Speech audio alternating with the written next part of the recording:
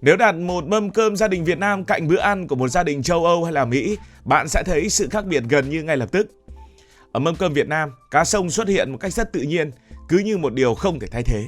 Cá kho, canh cá, cá nướng, cá om, có khi cả tuần ăn cá sông mà cũng thấy rất bình thường.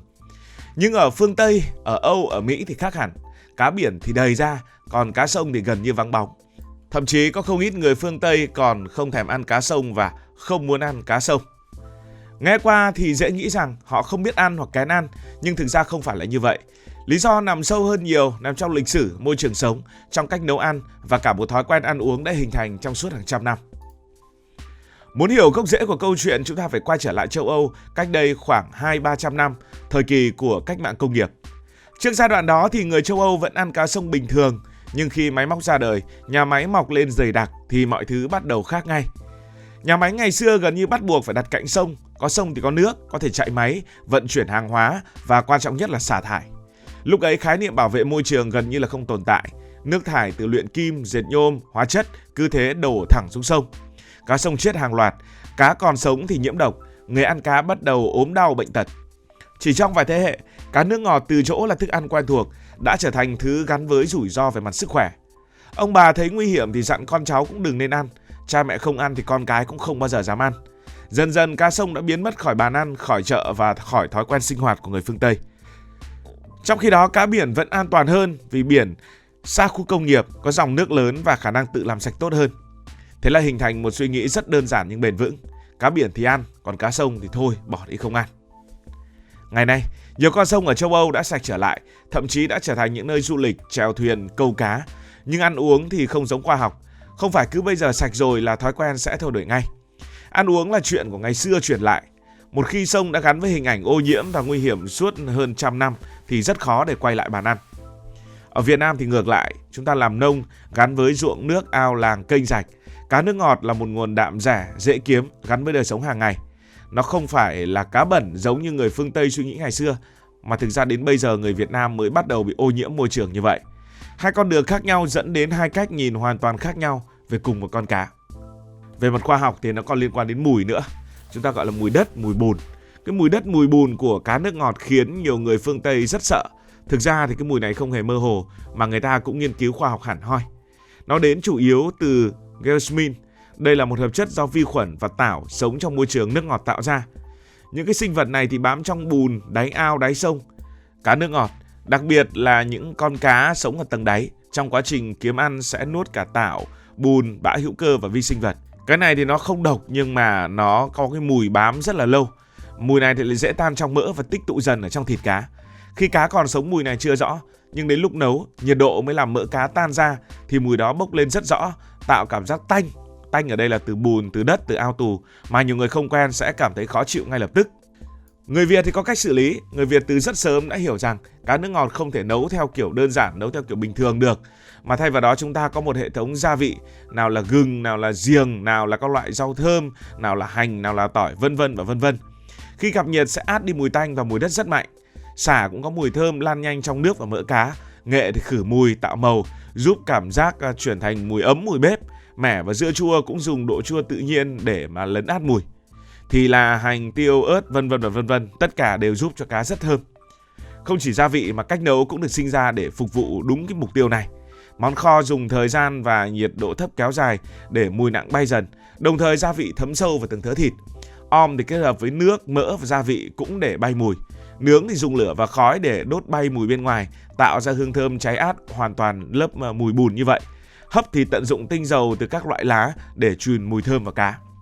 Chính vì thế với người Việt, cá càng nặng mùi thì lại càng phải nấu cầu kỳ. Và khi đã xử lý đúng, mùi đất không còn là thứ gây khó chịu nữa mà trở thành một thứ rất quen thuộc. Ăn miếng cá kho giềng, cá om dưa hay cá hấp cái gì đấy, hấp rau thơm chẳng hạn, thì chúng ta không còn ngửi thấy mùi bùn, mùi ao, mùi đất, mà chúng ta thấy mùi bếp, mùi của rau thơm, mùi của gia vị.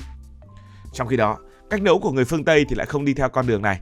Họ dùng ít gia vị nặng mùi, ít nấu lâu, ít chấp nhận những món phải xử lý cầu kỳ như vậy. Cá được coi là ngon khi giữ được mùi tự nhiên.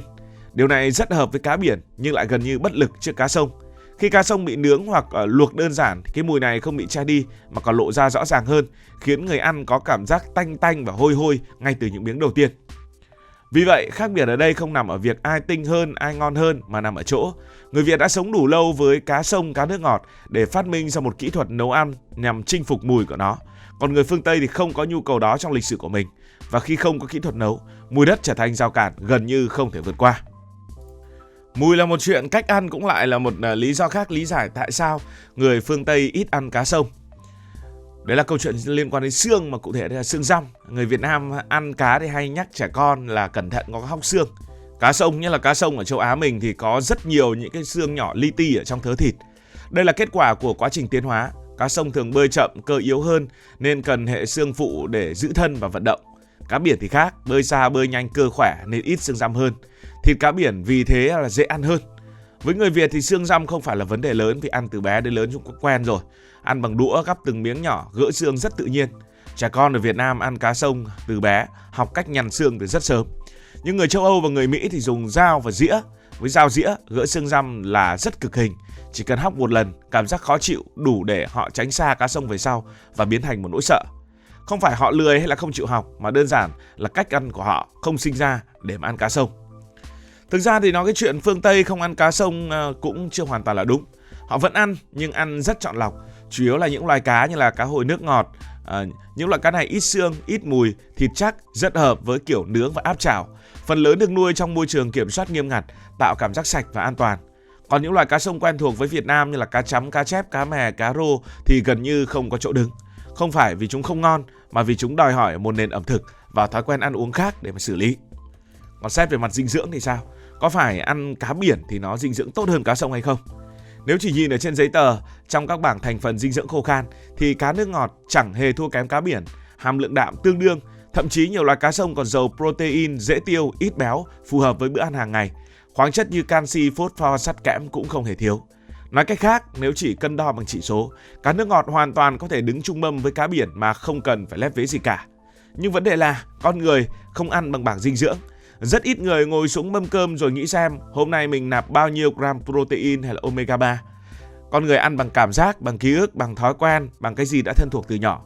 Một món ăn dù bổ đến mấy, nếu tạo cảm giác lo lắng, khó chịu hay phiền phức thì cũng khó mà trở thành một món ăn được ưa chuộng. Ăn uống suy cho cùng cũng là một hành vi văn hóa trước khi là hành vi sinh học. Với người Việt, cá sông gắn liền với hình ảnh rất cụ thể. Đó là ao làng, đó là con mương, đó là buổi chiều thả lưới, đó là con cá quẫy ở trên thớt. Đó là mâm cơm có nồi cá kho đặt ở giữa, cả nhà ngồi quây quần, ăn trộm gắp từng miếng, nhằn từng một chiếc xương. Cá sông đi vào ký ức như một phần của bữa cơm nhà, thứ gì đó bình dị, an toàn và quen thuộc. Từ bé đã ăn, đã quen mùi, quen xương, lớn lên chẳng ai kêu ca gì cả, vẫn ăn cá sông một cách cực kỳ ngon lành. Ngược lại với người phương Tây, ký ức về cá sông lại mang màu sắc hoàn toàn khác. Trong lịch sử của họ, cá sông từng gắn với hình ảnh ô nhiễm, bệnh tật, với những con sông đen kịt, khói công nghiệp. Cá sông không xuất hiện trong bữa cơm gia đình, không có mặt trong ký ức tuổi thơ của họ, mà chỉ tồn tại như thứ gì đó nên tránh. Và khi đã không có một tí ký ức nào, lại có thêm mùi lạ, lại có thêm nhiều xương, lại có thêm cách ăn phiền phức, thì càng dễ bị nhìn bằng những nhược điểm. Cảm ơn vì đã quan tâm theo dõi câu chuyện này. Nếu cảm thấy thú vị, bạn có thể nhấn nút đăng ký kênh, bật chuông thông báo và chia sẻ. Còn các bạn thích ăn cá sông hơn hay là bạn thích ăn cá biển hơn?